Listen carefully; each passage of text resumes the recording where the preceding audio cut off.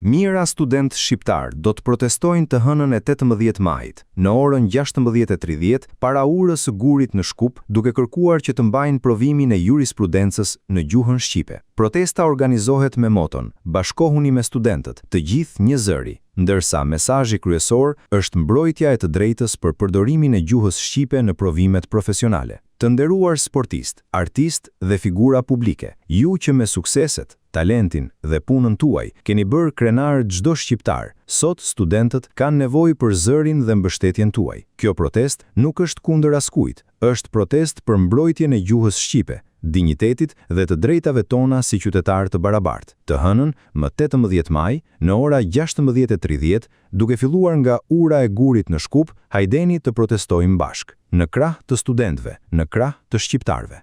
Thuhet në thirrjen e studentëve. Protesta, e dyta e llojit të vet, vjen pas një periudhe të gjatë pakënaqësish dhe iniciativash studentore për respektimin e të drejtave gjuhësore dhe mundësimin e provimit në gjuhën shqipe.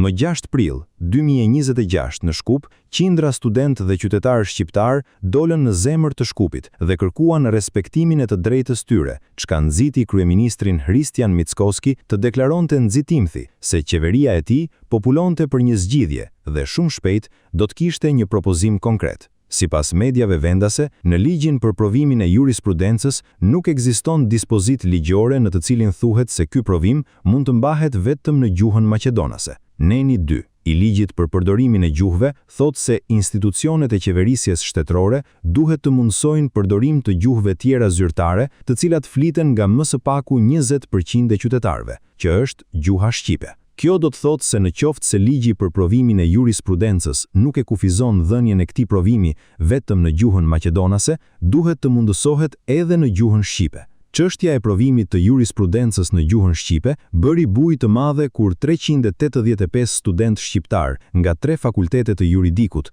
UT, UEJL, UNT, në Maqedoninë e Veriut, përmes një peticioni kërkuan nga institucionet që provimi i jurisprudencës të jepet edhe në gjuhën shqipe.